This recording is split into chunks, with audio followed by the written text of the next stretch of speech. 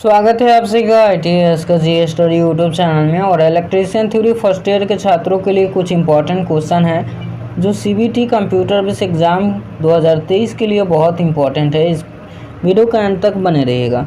ये जितना क्वेश्चन आएगा सिलेक्टेड क्वेश्चन आएगा, जो ये क्वेश्चन बार बार एग्ज़ाम में पूछा जाता है। ठीक है, तो ये देख लीजिए क्वेश्चन आपसे क्या पूछ रखा है। और आप लोग चैनल पर नए हो तो सब्सक्राइब ज़रूर कर लीजिएगा, अगला वीडियो अपडेट आए तो आपको समय समय पर मिलता रहे। क्वेश्चन क्या पूछ रखा है, अपशिष्ट निपटान विधि कौन सी है जो गर्मी पैदा करती है। यहाँ पे 4 ऑप्शन दिया गया है और ये जो क्वेश्चन पूछ रखा है वो अपशिष्ट निपटान विधि कौन सी है जो गर्मी पैदा करती है। पुनर्चक्रण है या खाद डालना या भस्मीकरण या अपशिष्ट संघनन। तो देखिए भस्मीकरण जो है ये एक ऐसा अपशिष्ट निपटान विधि है जो गर्मी पैदा करती है। क्या करती है? गर्मी पैदा करती है। तो ये जो है भस्मीकरण, ठीक है, भस्मीकरण हो जाएगा इस क्वेश्चन का राइट आंसर, ध्यान में रखिएगा। अगला क्वेश्चन की ओर चलते हैं। अगला क्वेश्चन आप सभी के सामने पूछ रखा है, एक टूल्स दे दिया गया है, इस औजार का क्या नाम है। देखिए आपके सामने एक टूल्स दे दिया गया है, ठीक है, एक औजार दे दिया गया है, इसका नाम पूछ रखा है। तो CBT एग्जाम में ज़्यादातर आपसे टूल्स के बारे में पूछा जाएगा। कोई भी टूल्स दे देगा, हैमर हो गया या कैलिपर हो गया, कुछ भी हो गया आपसे दे देगा और इसका नाम पूछा जाएगा। तो ये आपके सामने एक टूल्स है, इसका नाम क्या है। 4 ऑप्शन है, वायर स्टीपर है या क्रिम्पिंग टूल है, कॉम्बिनेशन प्लायर है या डायगोनल कटिंग प्लायर। 4 ऑप्शन है और राइट आंसर ज़रूर बताइए। देखिए ये डायगोनल कटिंग प्लायर है। ये क्या है? ये डायगोनल कटिंग प्लायर है, इसको हम लोग डायगोनल कटिंग प्लायर बोलते हैं। ठीक है, ध्यान में रखिएगा। अगला क्वेश्चन आपसी के सामने क्या पूछ रखा है, दिल के दौरे से पीड़ित व्यक्ति को आप कैसे पहचानेंगे। देखिए जब भी किसी व्यक्ति को दिल के दौरा पड़ जाता है, हार्ट अटैक हो जाता है, तो उसको आप लोग कैसे पहचान जाओगे। यहाँ पे 4 ऑप्शन दिया गया है। पहले आप लोग ऑप्शन पढ़ लीजिए। रीढ़ की हड्डी में दर्द से ये आप पहचानोगे, या मुंह पूरी तरह बंद हो जाए तो आप पहचानोगे, या पेट में अधिक सूजन के कारण आप पहचानोगे, या होठों के चारों ओर नीला रंग के कारण आप लोग पहचानोगे। तो देखिए आप लोग बता दें, जैसे किसी व्यक्ति को हार्ट अटैक आ जाता है तो उसका क्या होगा कि होठों के चारों ओर जो है वो नीला पड़ जाएगा। ठीक है, यही कारण है। ये जो आप देख लोगे तो आप समझ जाओगे कि इसका जो है दिल के दौरा पड़ा है, ठीक है, हार्ट अटैक आया है। तो ये आप लोग, ये जो आपके सामने आप कैसे पहचानोगे, तो यही है, होठों के चारों ओर नीला रंग पड़ जाए तो इसी को देख करके आप लोग पहचान जाओगे। ठीक है, तो ये जो क्वेश्चन का राइट आंसर है D नंबर हो जाएगा, ये आप लोग ध्यान में रखिएगा। अगला क्वेश्चन आप सभी के सामने क्या पूछ रखा है, किस प्रकार के कैलिपर का प्रयोग पदार्थों के बाहरी सिरों पर समांतर रेखा खींचने में होता है। क्वेश्चन पूछ रखा है, किस प्रकार के कैलिपर का प्रयोग पदार्थों के बाहरी सिरों पर समांतर रेखा खींचने के लिए उपयोग किया जाता है। ठीक है, तो यहाँ पे 4 ऑप्शन है, आंतरिक कैलिपर, जैनी कैलिपर, बाह्य कैलिपर, स्प्रिंग जोर कैलिपर। 4 ऑप्शन है, तो राइट आंसर ज़रूर बताइए। आप सभी को बता दें कि जैनी कैलिपर एक ऐसा कैलिपर है जो ये पदार्थों के बाहरी सिरों पर समांतर रेखा खींचने के लिए उपयोग किया जाता है। ठीक है, जैनी कैलिपर का ध्यान में रखिएगा। अगला क्वेश्चन आप सभी के सामने पूछ रखा है, इस औजार का क्या नाम है। एक टूल्स दे दिया गया है और 4 ऑप्शन दे दिया गया है और इस टूल्स का नाम पूछ रखा है। बताइए ये जैनी कैलिपर है या आंतरिक कैलिपर या बाह्य कैलिपर या फॉर्म जोर कैलिपर। 4 ऑप्शन है, राइट आंसर ज़रूर बताइएगा आप लोग कमेंट बॉक्स में। ये जो है जैनी कैलिपर है, ध्यान में रखिएगा, क्या है, जैनी कैलिपर। चलिए नेक्स्ट क्वेश्चन आप सभी के सामने है, लकड़ी में गांठ दोष का क्या कारण है। देखिए लकड़ी में गांठ दोष का कारण पूछ रखा है, दोषपूर्ण भंडार कारण है, या असमान सिकुड़ना, या शाखाओं की वृद्धि, या गलत सीजनिंग। 4 ऑप्शन है, लकड़ी में गांठ दोष का क्या कारण है, तो असमान सिकुड़ना। ये जो है असमान सिकुड़ने के कारण ये लकड़ी में गांठ दोष उत्पन्न होता है, ध्यान में रखिएगा। ठीक है, ये CBT एग्जाम में बार बार पूछा जाता है ये सब क्वेश्चन। ठीक है, अगला क्वेश्चन आप सभी के सामने है, कुचालक प्रतिरोध की इकाई क्या है। क्वेश्चन पूछ रखा है, कुचालक प्रतिरोध की इकाई क्या होती है, ओम, किलो ओम, या मिली ओम, या मेगा ओम, क्या होगा। 4 ऑप्शन है, राइट आंसर ज़रूर बताइएगा। कुचालक प्रतिरोध की इकाई क्या होती है। 4 ऑप्शन है, तो देखिए आप सभी को बता दें मेगा ओम होती है, कुचालक प्रतिरोध की इकाई मेगा ओम होती है। ठीक है, अगला क्वेश्चन, समय कम है इसलिए कोशिश करेंगे जल्द से जल्द हम लोग क्लास को ख़त्म करें। तांबे के परमाणु के आबंध चक्र में कितने इलेक्ट्रॉन होते हैं? 4 ऑप्शन है, 1, 2, 8 या 18। बताइए आप लोग। तांबे के परमाणु के आबंध चक्र में 1 इलेक्ट्रॉन होते हैं। ध्यान में रखिएगा, कितने इलेक्ट्रॉन? 1 इलेक्ट्रॉन। यही आपसे एक घुमा के पूछ देगा, तांबे के परमाणु के तीसरे कक्षा में कितने इलेक्ट्रॉन होते हैं? तो 18 होते हैं। ध्यान में रखिएगा, ठीक है। तो इस क्वेश्चन का राइट आंसर 1 हो जाएगा, क्योंकि क्वेश्चन पूछ रखा है तांबे के परमाणु के आबंध चक्र में कितने इलेक्ट्रॉन होते हैं? तो 1 होते हैं, ठीक है। अगला क्वेश्चन आप सभी के सामने है। सिरोपरिक लाइन में चालक की लंबाई बढ़ने हेतु किस प्रकार के जोर का उपयोग किया जाता है? सिरोपरिक लाइन में चालक की लंबाई बढ़ने हेतु किस प्रकार के जोर का उपयोग किया जाता है? स्कार्फ जोर, या एरियल टैप जोर, या ब्रिटेनिया टी जोर, या वेस्टर्न यूनिट जोर। 4 ऑप्शन है, राइट आंसर जरूर बताइएगा आप लोग। आप सभी को बता दें, वेस्टर्न यूनिट जोर एक ऐसा जोर है जो सिरोपरिक लाइनों में चालक की लंबाई बढ़ाने हेतु इसका प्रयोग किया जाता है। ध्यान में रखिएगा, वेस्टर्न यूनिट जोर एक ऐसा जोर है जो सिरोपरिक लाइनों में चालक की लंबाई बढ़ाने हेतु इसका उपयोग किया जाता है, ठीक है। वेस्टर्न यूनिट जोर, ठीक है। अगला क्वेश्चन, इस जोर का क्या नाम है? ये आपके सामने एक ज्वाइंट दे दिया गया है और इसका नाम पूछ रखा है कि इस जोर का क्या नाम है।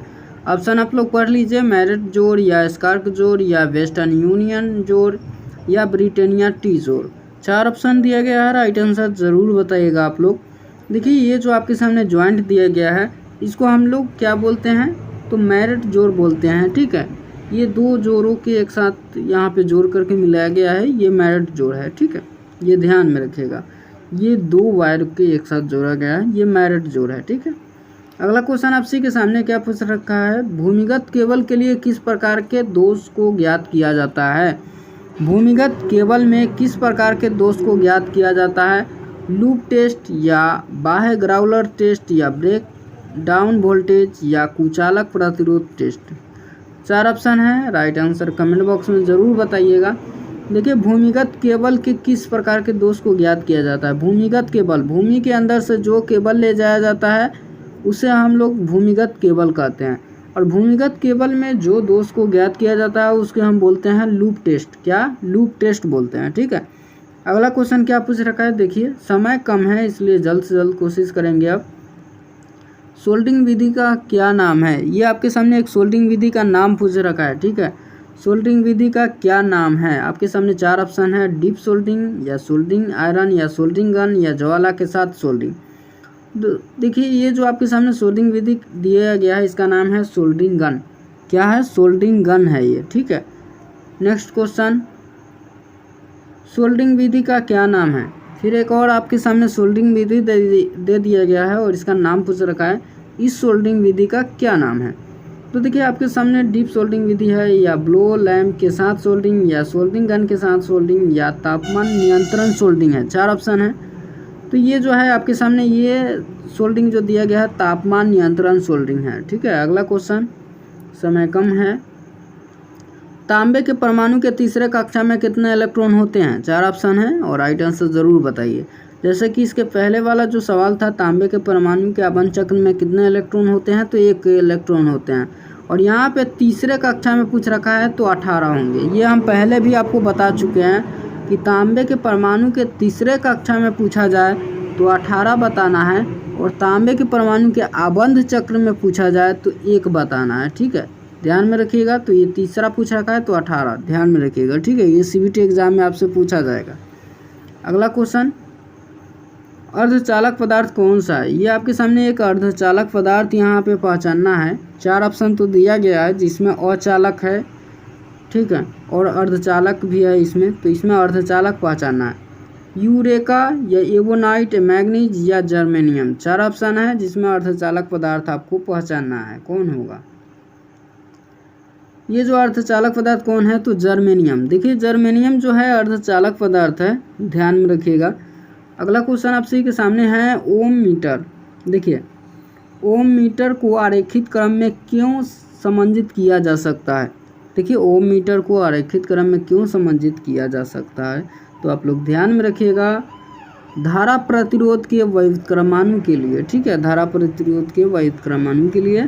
अगला क्वेश्चन है, प्रतिरोध का क्या नाम है? ये आपके सामने एक प्रतिरोध दे दिया गया, ठीक है, रसिस्टर है। ठीक है, ये प्रतिरोध का क्या नाम है, इस रसिस्टर का क्या नाम है?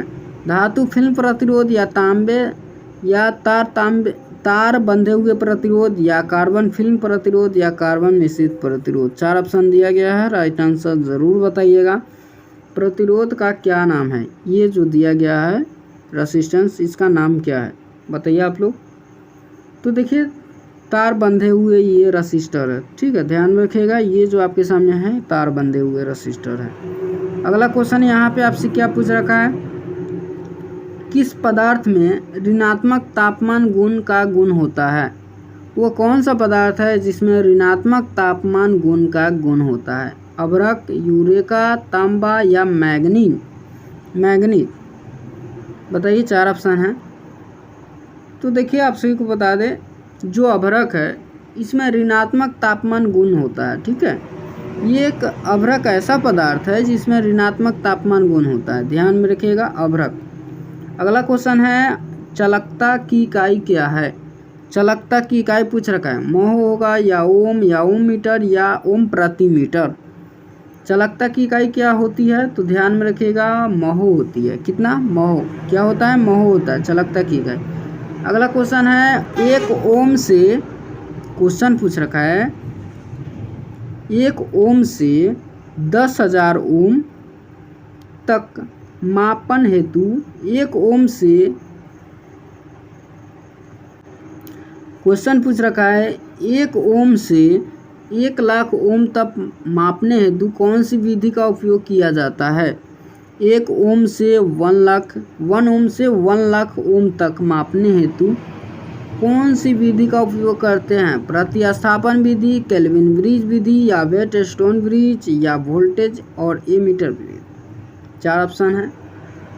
तो आप सही को बता दें, जो वेट स्टोन ब्रिज जो है ये 1 ओम से 1 लाख ओम तक ये मापन किया जा सकता है। ठीक है, अगला क्वेश्चन पूछ रखा है, विशिष्ट प्रतिरोध की एसआई यूनिट क्या है? एसआई इकाई क्या है? एसआई मात्रक पूछ रखा है विशिष्ट प्रतिरोध की। ओम प्रति मीटर होता है या ओम प्रति मीटर स्क्वायर या ओम मीटर होता है या माइक्रो ओम प्रति सेंटीमीटर स्क्वायर होता है। 4 ऑप्शन है। तो देखिए विशिष्ट प्रतिरोध की एसआई यूनिट जो होती है वो कितनी होती है? तो ओम मीटर होती है, ध्यान में रखिएगा, ओम मीटर। ठीक है, नेक्स्ट क्वेश्चन, अगला क्वेश्चन है, चालक के प्रतिरोध के मान में क्या परिवर्तन होता है अगर इसका अनुप्रस्थ काट का क्षेत्रफल 2 गुना हो जाए?